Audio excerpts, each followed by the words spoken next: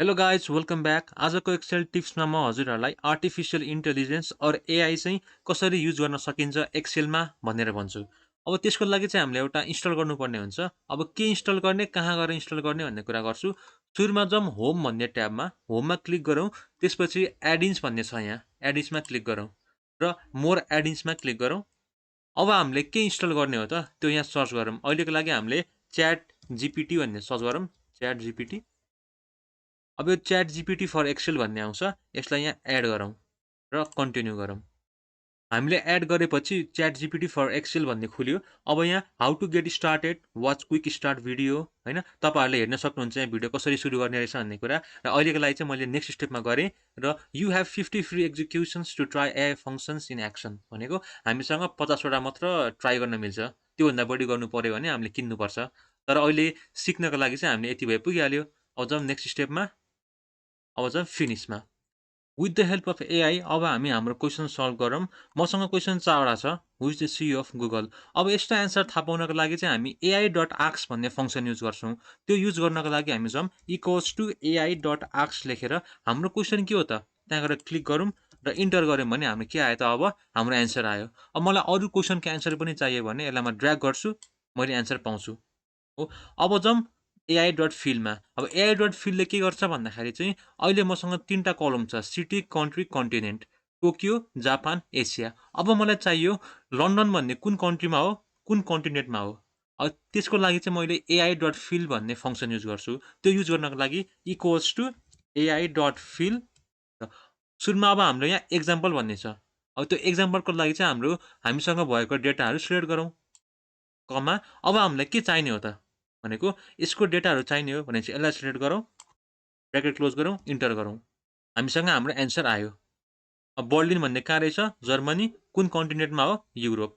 अब AI.एक्सट्र्याक्टमा जाउँ। अब AI.एक्सट्र्याक्टले चाहिँ एक्सट्र्याक्ट गर्ने काम गर्छ। अहिलेको लागि मसँग यहाँ के छ त, हाई माई नेम इज विवेक तामाङ छ, Ram Thapa is his name छ, होइन। मलाई चाहिँ यहाँबाट यो सेन्टेन्सबाट चाहिँ नामहरू एक्सट्र्याक्ट गर्नु पऱ्यो भने म के गर्छु त, अब इक्वल्स टु AI.एक्सट्र्याक्ट लेखेर यहाँ सिलेक्ट गर्छु, कमा।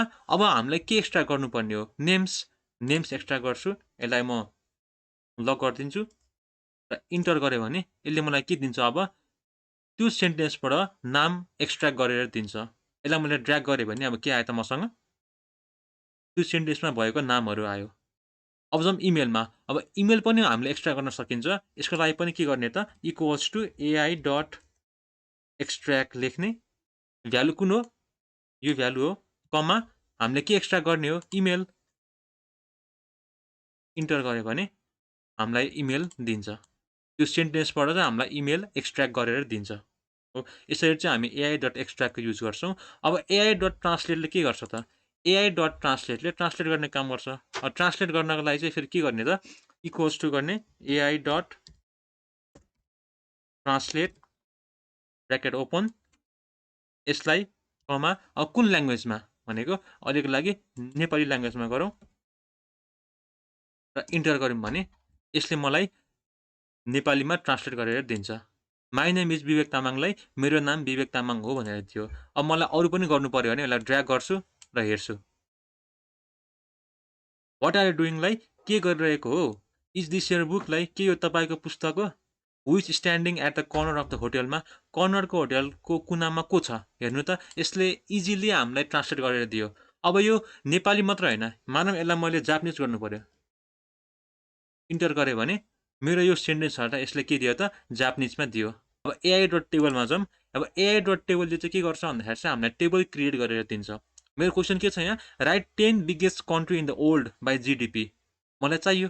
अब के गर्छु त, म इक्वल्स टु गर्छु AI.टेबल लेख्छु र यो क्वेसनलाई गरेर इन्टर गरेँ भने मलाई यसले के दिन्छ, अब 10वटा कन्ट्री दियो जिडिपीको आधारमा। अब फेरि मलाई के चाहियो त, right 10 biggest country in the world by population भनेपछि के गर्छु म, इक्वल्स टु AI.टेबल, मेरो क्वेसन यहाँ दिन्छु र इन्टर गरेँ भने हाम्रो टेबल आउँछ पपुलेसनको आधारमा बिगेस्ट कन्ट्रीहरू। अब मलाई के चाहियो त, generate list of 10 random people भनेको मलाई चाहिँ 10वटा ऱ्यान्डम मान्छेको नाम चाहियो। हेडरहरू चाहिँ यो हुनु पऱ्यो। के गर्छु अब म भन्दाखेरि